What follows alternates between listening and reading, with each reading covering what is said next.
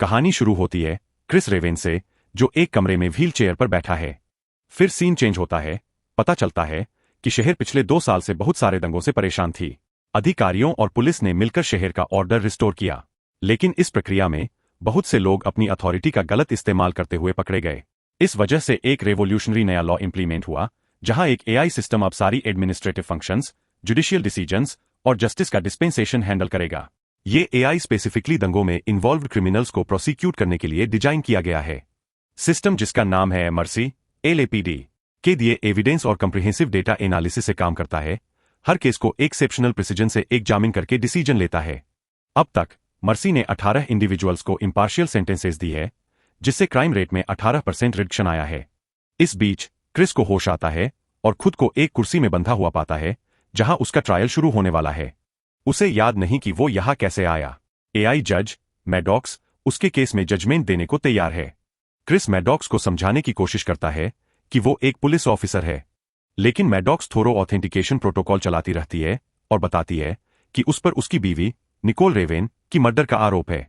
वो एक video footage दिखाती है जिसमें पुलिस सीन पर पहुंचती है और इंजर्ड हुई निकोल ऑफिसर से पूछने पर क्रिस का नाम विस्पर करती है। ये सुनकर क्रिस बिल्कुल शॉक हो जाता है। मैडॉक्स क्रिस को अपना डिफेंस प्रेजेंट करने का मौका देती है। अपने पास अवेलेबल इंस्ट्रूमेंट्स का यूज करते हुए क्रिस निकोल के बारे में इंफॉर्मेशन ढूंढना शुरू करता है। वो देखता है कि उसका केस हेडलाइन न्यूज बन चुका है। आयरनी ये है कि एक ऑफिसर जो कभी क्रिमिनल्स को मर्सी कोर्ट सिस्टम में भेजता था, अब खुद वही बैठा है। मैडॉक्स डायरेक्टली पूछती है, क्या आप गिल्टी है? क्रिस आरोप डिनाई करता है। मैडॉक्स बताती है कि डेटा एनालिसिस के अकॉर्डिंग वो 97.5% गिल्टी दिख रहा है। मर्सी कोर ऑटोमेटिकली एक्टिवेट हो जाता है जब गिल्ट प्रोबेबिलिटी 80% एक्सीड करती है। वो न्यूयॉर्क म्यूनिसिपल क्लाउड सिस्टम से डेटा कलेक्ट करती है, जो सिटीजन्स की एक्टिविटीज उनके कनेक्टेड डिवाइसेज के थ्रू कंटिन्यूअसली मॉनिटर करता है, और यही सिस्टम उसके डिसीजन की बेसिस है। वो क्रिस को इसी सिस्टम का एक्सेस देती है ताकि वो अपनी इनोसेंस प्रूव कर सके और जजमेंट काउंटडाउन शुरू करती है। अगर वो गिल्टी पाया गया तो उसे डेथ पेनल्टी मिलेगी। वो क्लैरिफाई करती है, अगर गिल्ट प्रोबेबिलिटी 97% से ऊपर गई तो उसे इलेक्ट्रिक शॉक से एक्सिक्यूट किया जाएगा। अगर 92% तक गिर गई तो इन्वेस्टिगेशन कंटिन्यू होगी। फिर वो क्रिस के खिलाफ एविडेंस प्रेजेंट करना शुरू करती है। मॉर्निंग की वीडियो फुटेज के अकॉर्डिंग क्रिस अपने ऑफिस की जगह निकोल के घर जाता है। उनके बीच काफी आर्ग्यूमेंट होता है। निकोल उसे अंदर आने नहीं देती। क्रिस दरवाजे का कैमरा तोड़कर अंदर घुस जाता है। वो 26 मिनट बाद बाहर आता है। उसके बाद उसकी बेटी ब्रिट वहां पहुंचती है, अंदर जाती है और चिल्लाना शुरू कर देती है। मैडॉक्स बताती है कि एक राइट हैंडेड इंसान ने निकोल को नाइफ से डीप स्टैब किया था। क्रिस राइट हैंडेड है। इस इंसिडेंट के बाद वो एक बार गया था जहां अरेस्ट के टाइम उसके सिस्टम में अल्कोहल डिटेक्ट किया गया। क्रिस सब कुछ डिनाई करता रहता है। मैडॉक्स फिर वो सारी फुटेज दिखाती है जिसमें वो बार में है। एलएपीडी ऑफिसर्स उसे अरेस्ट करने आए हैं। क्रिस अरेस्ट को रेजिस्ट करते हुए ऑफिसर से लड़ता है, बार में मेजर डिस्टर्बेंस करता है, बाहर भागने की कोशिश करते हुए एक व्हीकल चुराने की ट्राई करता है, जबकि पुलिस उसे ग्राउंड पर टैकल कर लेती है। ये सब देखकर भी क्रिस को याद नहीं आता कि ये कब हुआ था। मैडॉक्स पूछती है कि वो घर क्यों वापस आया और क्या उसकी और ब्रिट के बीच कॉन्फ्लिक्ट्स थे। क्रिस कहता है कि उसे उसकी बेटी ब्रिट से बात करनी है। शुरू में मैडॉक्स इस रिक्वेस्ट को डिनाई करती है क्योंकि मर्सी कोर माइनर को क्रिमिनल से कम्युनिकेशन करने नहीं देती, लेकिन एक एप्लीकेशन फाइल करने के बाद परमिशन मिल जाती है। क्रिस मैसेज करने की कोशिश करता है, लेकिन सही वर्ड्स नहीं मिलते। मैडॉक्स उसकी तरफ से एक एआई जनरेटेड मैसेज भेज देती है। क्रिस फिर मर्सी के प्रोटोकॉल के तहत अपने रिहेबिलिटेशन काउंसलर रॉबर्ट से बात करता है। क्रिस रॉबर्ट को इंसिस्ट करता है कि उसने ये नहीं किया। रॉबर्ट कहता है कि उसकी किस्मत अब पूरी तरह मर्सी के हाथ में है और कॉल एंड करते हुए बताता है कि वो सिर्फ एडिक्शन मैटर्स में ही हेल्प कर सकता है। मैडॉक्स फिर उसकी मैरिटल हिस्ट्री रिव्यू करती है।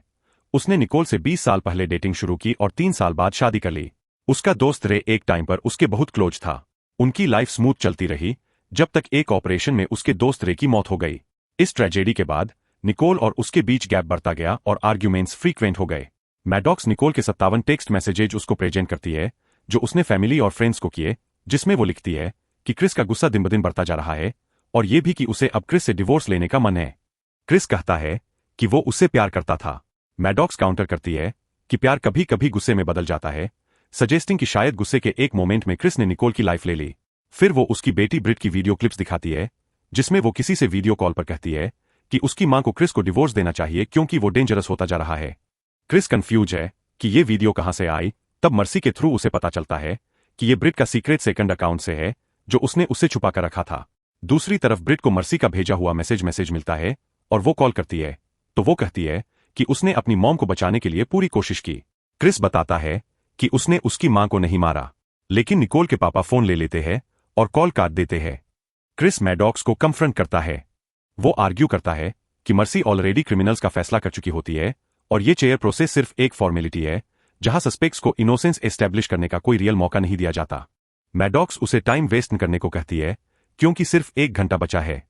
फिर क्रिस अपने दोस्त जैक को कॉल करने की रिक्वेस्ट करता है जो उसे और निकोल दोनों को जानता है और अभी क्राइम सीन पर है। जैक अंदर आती है और क्रिस को एक कंप्लीट सीन फाइल प्रेजेंट करती है। क्रिस सारे स्कैन एग्जामिन करता है जो क्राइम सीन एरिया पूरा स्कैन और रिक्रिएट किया गया था। जब जैक किचन में जाता है, एविडेंस उसकी डॉटर ब्रिट के मार्क्स दिखाता है। दीवारों पर ब्लड स्पॉट्स, काउंटर पर नाइफ पर क्रिस के फिंगरप्रिंट्स, सीन पर उसके कपड़ों के फाइबर्स मैच कर रहे हैं। जैक बिलीव करती है कि ये सब एविडेंस डायरेक्टली क्रिस पर सस्पिशन पॉइंट कर रही है। क्रिस आगे बढ़कर निकोल की फोटो रिकॉर्ड्स और कॉल हिस्ट्री एग्जामिन करता है। वो ऑब्जर्व करता है कि निकोल किसी से मैसेज कर रही है, लेकिन उस टाइम पर उसके मोबाइल से कोई भी मैसेज सेंड नहीं हुआ है। उसे अचानक याद आता है कि निकोल के पास एक अनवेरीफाइड सेकंड फोन था। मैडॉक्स क्रिस के फोन से उस नंबर पर कॉल करती है। वो निकोल की कार में फोन लोकेट करते हैं। उसे ओपन करते हुए वो एक फोन नंबर पाते हैं और कॉल करते हैं। पर्सन मर्सी का नाम सुनते ही इमीडिएटली डिस्कनेक्ट कर देता है। फिर भी वो उस पर्सन की लोकेशन हॉलीवुड रेड जोन में ट्रेस कर लेते हैं। क्रिस को अपनी बीवी के बारे में पहले से शक था। अब उसकी गिल्टी परसेंटेज 96.7% तक चली गई है। जैक उस लोकेशन की तरफ दौड़ती है। मैडॉक्स बताती है कि वो पर्सन हडसन होटल में है और भागने की कोशिश कर रहा है। उसका नाम पैट्रिक बर्क है, जो एक शेफ जो उन्हें देखकर भाग जाता है। वो होटल से भागकर बिल्डिंग की रूफटॉप की तरफ जाता है। पुलिस ड्रोन्स उसके पीछे होती है और ऑफिसर जैक उसे चेस करके पकड़ लेती है। क्रिस उससे पूछता है कि निकोल से उसका क्या कनेक्शन है। पैट्रिक एक्सप्लेन करता है। निकोल की डेथ के बारे में सुनकर वो घबरा गया और भाग गया। वो निकोल से एक मार्केट पर मिला था और फिर वो हफ्ते में एक बार कॉफी के लिए मिलने लगे। मैडॉक्स अनवेरीफाइड बर्नर फोन का डेटा एनालाइज करती है, शोइंग कि उस मॉर्निंग वो ब्रेकफास्ट प्रिपेयर कर रहा था। निकोल की डेथ के टाइम पैट्रिक होटल में था, जिससे क्रिस पर सस्पिशन क्लियर हो जाती है। सिर्फ 53 मिनट बचे हैं और उसकी गिल्टी परसेंटेज 98.7% तक बढ़ चुकी है। मैडॉक्स असर्ट करती है कि क्रिस अभी भी कुछ छुपा रहा है। क्रिस डिस्क्लोज करता है कि उस दिन निकोल ने उसकी अल्कोहल की बोतल ढूंढ ली थी। वो कन्फेस करता है कि वो 1 साल से फिर से पीने लगा था, जिससे निकोल उसकी वीडियोज रिकॉर्ड करना शुरू कर देती है। एक फ्लैशबैक में वो एक फुटेज रिव्यू करता है। एक इंसिडेंट जहां वो और उसका पार्टनर रे दोनों प्रेजेंट थे, उस दिन जब निकोल का कॉल आया और रे अकेला अपराधी को पकड़ने के लिए आगे बढ़ गया, जिस कारण रे को गोली लग गई। क्रिस ने शूटर को पकड़ लिया, लेकिन कोर्ट ने शूटर एलेक्स को सबूतों के अभाव में बरी कर दिया, जिससे वो गिल्ट से भरा रह गया। वो आज भी यही सोचता रहता है कि उसने उस अपराधी को गोली क्यों नहीं मार दी कोर्ट ले जाने की जगह। इस घटना के बाद वो अपनी जिंदगी में आगे नहीं बढ़ पाया। वो बोलता है, निकोल ने उस सुबह अल्कोहल ढूंढ लिया था और कचरे में फेंक दी थी। इसी गुस्से में क्रिस ने उसका एक फेवरेट वेस्ट तोड़ दिया, जिसके कांच के टुकड़े से निकोल को कट्स आई थी और खून निकला था। वो उसे मदद करने गया, तभी उसका खून क्रिस के शरीर में लगा होगा। लेकिन क्रिस इंसिस्ट करता है कि इस पॉइंट के आगे उसे याद नहीं कि क्या हुआ या वो यहां कैसे आया। क्रिस बिल्कुल टूट जाता है और बिलीव करने लगता है कि अपने गुस्से में उसने शायद असली में निकोल को मार दिया। मैडॉक्स उसे बताती है कि क्राइम कन्फेस करने पर डेथ पेनल्टी होगी क्योंकि उसकी एक्सट्रीमली हाई गिल्टी परसेंटेज है। लेकिन वो सजेस्ट करती है कि अगर मरना ही है तो वो कम से कम सारे अवेलेबल रिसोर्सेज का यूज करके ट्रूथ अनकवर कर सकता है, अपनी फेट सिंपली एक्सेप्ट करने की जगह। टाइम स्लिप हो रहा है। क्रिस सारे निकोल के कॉन्टैक्ट्स की इन्वेस्टिगेशन करना शुरू करता है। वो उसकी सारी फ्रेंड्स और कोवर्कर्स को सेपरेटली कैटेगराइज करता है, जबकि वो उनमें से एक को भी नहीं पहचानता।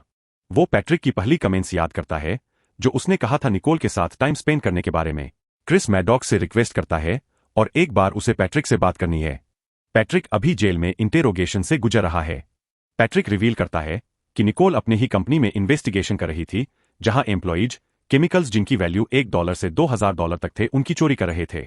उनके बॉस ने निकोल को हैंडल करने को असाइन किया था, हालांकि वो इस असाइनमेंट से अनकंफर्टेबल थी। इसके बाद क्रिस निकोल की सारी फ्रेंड्स की इंफॉर्मेशन कंपाइल करता है और जैक को फिर कांटेक्ट करता है। वो उसे वाइकिंग शिपमेंट डिपो जाने को इंस्ट्रक्ट करता है, ये जानते हुए कि वो इंट्यूशन पर काम कर रहा है। वो संडे की बारबेक्यू पार्टी की ब्रिट की फुटेज एग्जामिन करना चाहता है, ताकि वेरीफाई कर सके कि कोई फ्रेंड्स घर में गया था या नहीं, लेकिन कोई नहीं मिलता।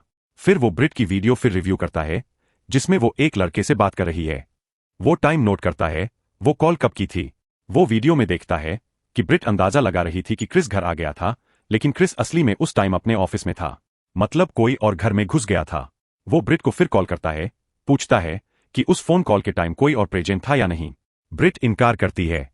वो एक्सप्लेन करती है कि उसने एक आवाज सुनी, उसका सोर्स ढूंढा लेकिन कोई नहीं मिला।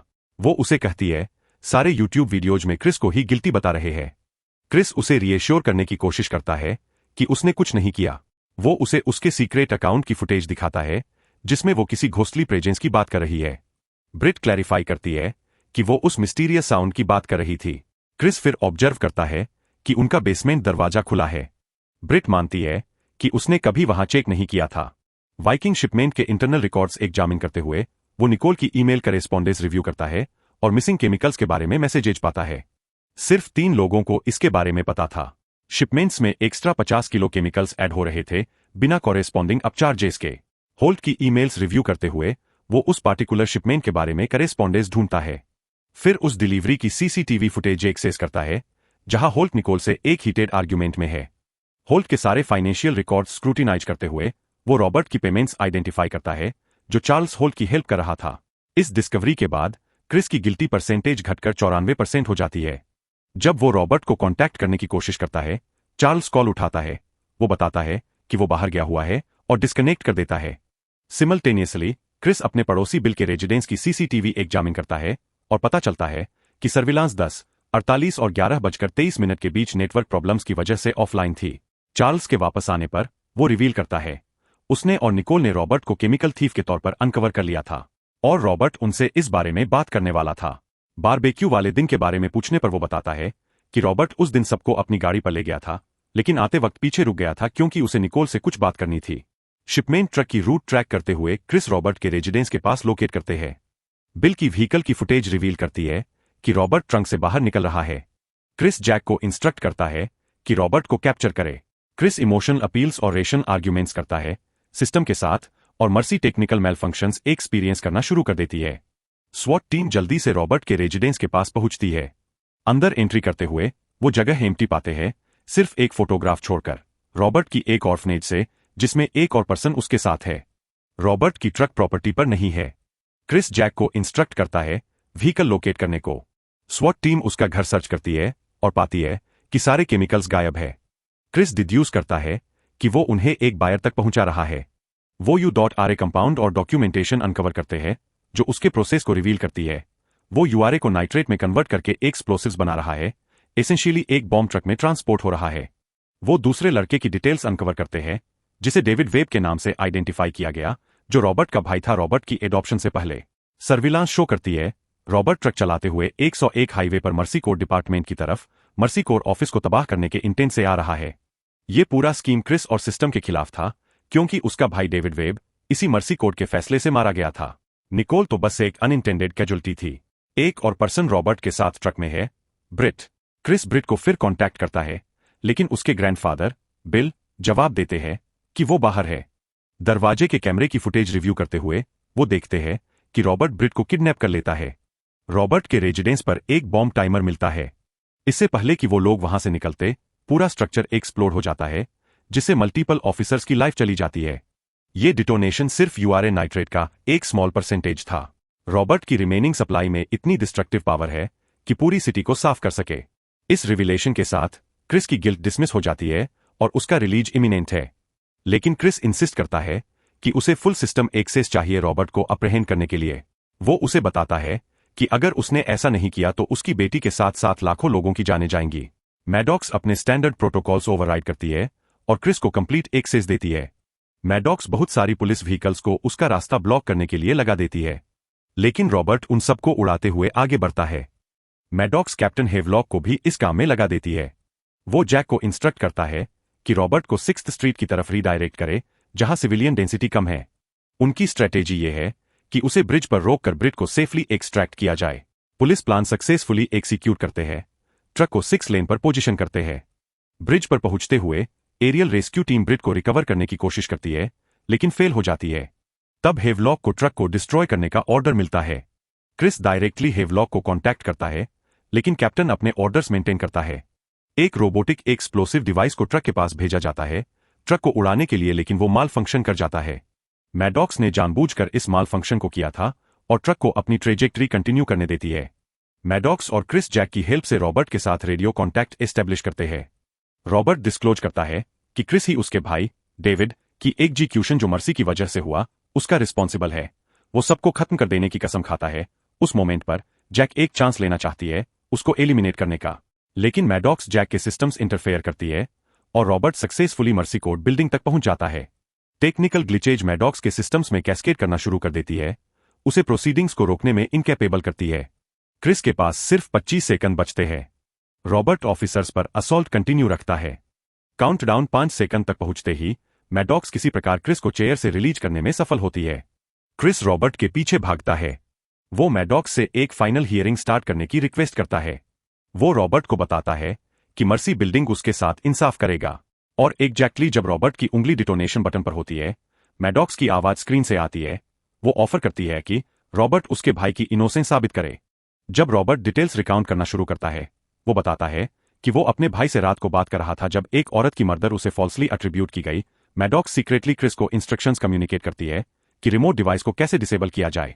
क्रिस भी इशारों का यूज करके ब्रिट से कम्युनिकेट करता है। रॉबर्ट का भाई विक्टिम के बॉडी के पास अचेत हालत में पाया गया था और मर्डर वेपन पर उसके फिंगरप्रिंट्स थे। मैडॉक्स डिस्ट्रैक्शन के थ्रू रॉबर्ट का अटेंशन मेंटेन करती है। ब्रिट उसकी ग्रिप से निकल जाती है और क्रिस रॉबर्ट को पकड़ लेता है। पहले रिमोट डिटोनेटर को न्यूट्रलाइज करता है, फिर अपनी वेपन उस पर तान देता है। जैक हालांकि उस पर गन चला देती है। रॉबर्ट को गोली लगती है। गोली लगने के बाद भी रॉबर्ट बोलता रहता है कि वो उस दिन अपने भाई से बात कर रहा था जब जैक ने उसे अरेस्ट किया और डेविड के पास उस मोमेंट पर फोन था। मैडॉक्स जैक की बॉडी कैमरा फुटेज एक्सेस करती है एविडेंस की और पाती है कि जैक ने कभी वो फोन एविडेंस में जमा किया ही नहीं और उसे डिस्पोज कर दिया। जैक फाइनली कन्फेस करती है कि वो मर्सी कोड का पहला केस था और उन्हें टेंजिबल रिजल्ट्स चाहिए थे ताकि पब्लिक में सिस्टम का डर बैठ सके। इसके बाद लॉ एनफोर्समेंट रॉबर्ट और जैक दोनों को अप्रहेंड कर लेती है। उसके बाद ब्रिट क्रिस को एपोलॉजी देती है अपने पहले सस्पिशंस और डाउट्स के लिए। क्रिस मैडॉक्स के साथ अपना पर्सपेक्टिव शेयर करता है। चाहे कोई ह्यूमन हो या आर्टिफिशियल इंटेलिजेंस, गलती सब करते हैं, लेकिन हमें उन गलतियों से सीख के खुद को बेहतर करना पड़ता है। इसके बाद Maddox officially case proceedings conclude करती है और क्रिस के केस को ऑफिशियली डिसमिस कर देती है। और यही हमारी आज की मूवी एंड होती है। प्लीज अपने थॉट्स कमेंट में लिखिए।